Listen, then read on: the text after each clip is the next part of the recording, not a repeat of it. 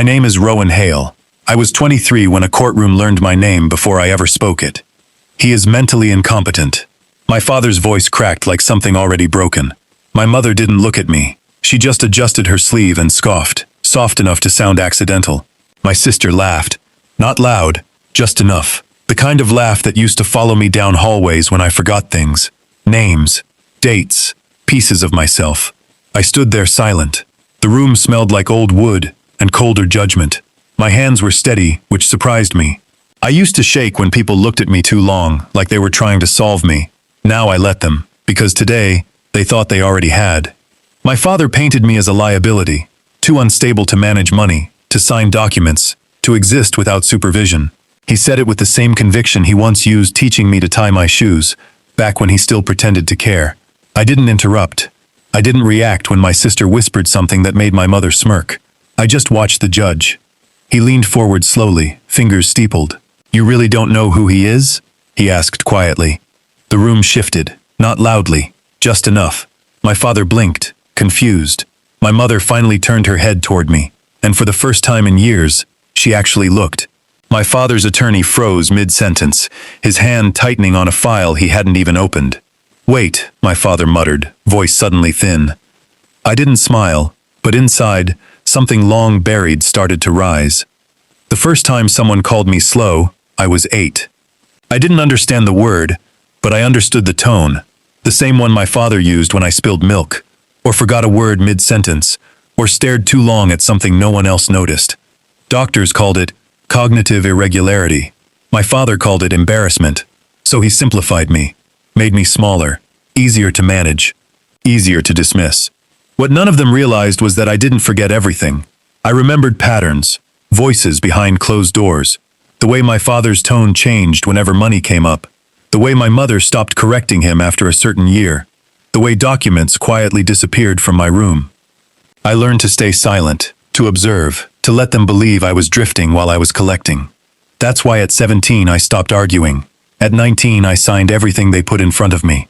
At 21 I left without saying goodbye. And today, at 23, I stood in that courtroom while they tried to prove I couldn't manage my own life. The judge tapped his pen once. "Counsel," he said, still watching my father's attorney, "are you certain you want to proceed without reviewing the opposing documentation?" The attorney hesitated. "What documentation?" I finally moved. One step forward. I placed a thin black folder on the table. My name wasn't on the cover. Theirs was. Every one of them. The clerk took it before my father could reach it. That was the first shift. Not dramatic, just procedural. But it mattered.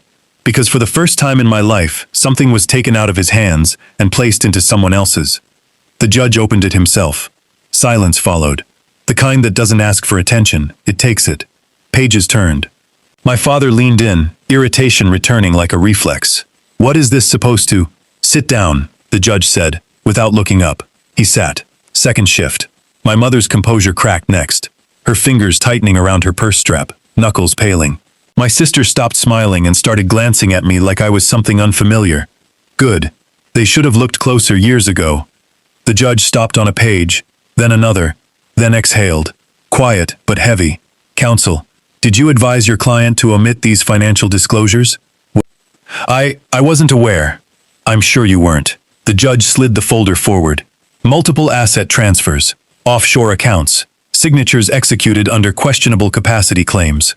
My father stood too fast. "That's nonsense. He can't even—" "Speak carefully," the judge interrupted, finally looking up. Not at me, at him. And that's when my father saw it. Not doubt. Recognition. "Those signatures," the judge continued, "were notarized." "That's impossible," my father said, voice dropping. I tilted my head. For the first time I spoke. Not if I understood exactly what I was signing. The courtroom didn't react right away. Truth never arrives loud. It lingers first, like a draft under a locked door. My father stared at me like I'd spoken a language he'd never taught me. "You don't even remember your own appointments. That's what you told everyone." "That's what you told everyone," I replied. Not louder, just clearer. The difference mattered. My mother shifted. "Rowan, this isn't necessary." Necessary.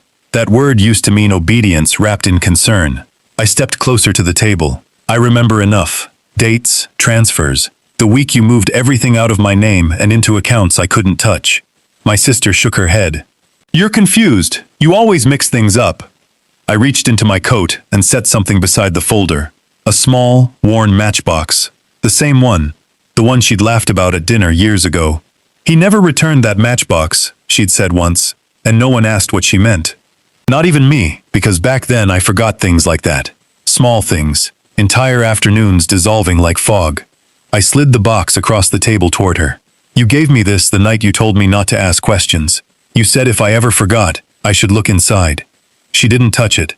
No one did. What's in it? The judge asked. I opened it myself.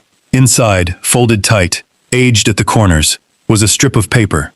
Handwritten, my sister's handwriting, my father's account numbers, dates, amounts, my mother's initials beside each entry. Silence didn't linger this time. It settled. Heavy. Permanent. My father's voice broke. You don't understand what you're looking at. I met his eyes. I understand exactly when you all stopped seeing me as your son. A pause. And when I started seeing everything. The judge said nothing for a long moment. Not because he didn't know what to say, but because he was choosing what not to say. That's how power works. It doesn't rush. It waits. My father tried to recover, the way he always did, rebuilding mid-collapse. That note proves nothing. It's a child's scribble. He's been unstable since... Since when? The judge asked. A simple question. It cut deeper than anything else said that day. My father hesitated. Too long. My mother leaned in fast. Since the incident, when he was younger. The doctor said his memory was inconsistent. Inconsistent, I said. Not non-existent. I turned to the judge. They stopped taking me to follow-ups after that. Silence again. This time it wasn't empty. The judge closed the folder.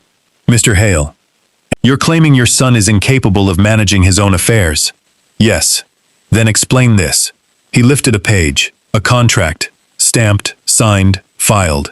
Not years ago, last year. Property acquisition under his name. No guardianship. No co-signer. No intervention. My father blinked rapidly. That's not possible. It is, I said. My voice didn't shake, because this part I had built carefully. I've owned it for 11 months, my sister whispered, almost to herself. Owned what? I looked at her, then at my father, and finally said it. The company you transferred everything into. The room stopped breathing. No, my father said, like denial could rewrite paper. That's not possible, he repeated, louder, like volume might make it true. My sister half rose from her chair. What do you mean you own it? I didn't answer her yet. I reached back into the folder for the last document, the one I'd kept separate, clean, untouched, and placed it in front of the judge. Acquisition agreement. Executed through a proxy purchase. Legal. Verified. The judge read it once, then again. His expression didn't change. His posture did. That was enough. My father gripped the edge of the table. This is fraud. He doesn't have the capacity to orchestrate something like that. You're right, I said calmly. He paused. Hope flickered across his face for half a second. Then I finished. He didn't. I let the silence stretch, let it tighten around them. My therapist did. Confusion this time. Genuine. My mother frowned. Therapist? You stopped going years ago. No, I said softly. You stopped taking me. A small difference. A devastating one. I kept going, I continued. Weekly. For 6 years. The judge looked up. And this therapist assisted you in acquiring a company? Not just any company. I turned to my father, held his gaze. The one you thought I was too broken to understand. His lips parted. Nothing came out, because now he remembered. The small signatures, the overlooked approvals, the permissions he never thought to question. You taught me how to sign everything, Dad, I said, and I learned exactly where to sign back. It wasn't the documents that broke him. It was the realization, slow, creeping, that every small thing he'd dismissed had been watching him the whole time. My father sat down without meaning to. His hands, once always controlled, now rested uselessly on his knees. You were never confused, he whispered. I was, I said, at first. That part was true. There had been gaps once, blurred edges, moments where reality slipped sideways. But confusion teaches something clarity never does. How to listen, how to observe, how to survive without being seen. My therapist didn't fix me, I said. He taught me how to structure what I already had. Patterns, records, proof. My mother shook her head slowly. This doesn't make sense. Why would you do all this? That question. It always comes too late. Because you already decided who I was, I said. I just let you believe it. The judge leaned back, studying us all like a finished equation. Mr. Hale, this court was asked to declare your son incompetent. My father said nothing, couldn't. Instead, we've been presented with evidence of deliberate financial manipulation against him. Silence. Then the softest sound in the room. A pen tapping once. A decision forming. My sister finally found her voice. Rowan, we're family. Family. A word they used like a shield. I looked at her, really looked, and said quietly, you only remembered that word when you realized I wasn't yours to control anymore. The judge spoke again. Clerk, prepare a referral. My father's head snapped up. Referral?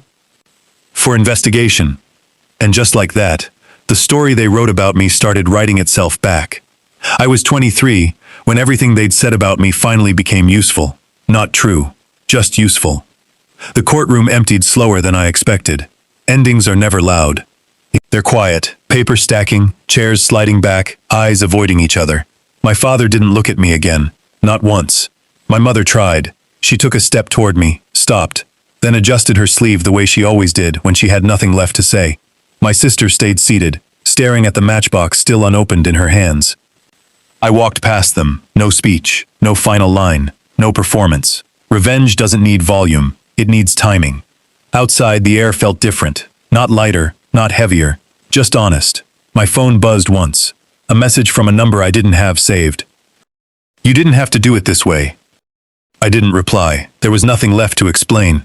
They spent years reducing me to something fragile, something incomplete, a version of me that fit inside their control, and I let them. Not because I believed it, but because they needed me to. That was the only way they'd never see what I was becoming. I reached into my pocket. The matchbox. I'd taken it back when no one noticed. Inside, beneath the old note, was something new. A second strip of paper. Blank, untouched. I looked at it for a long moment, then closed the lid. Some stories don't need to be written yet. Some endings are better left waiting.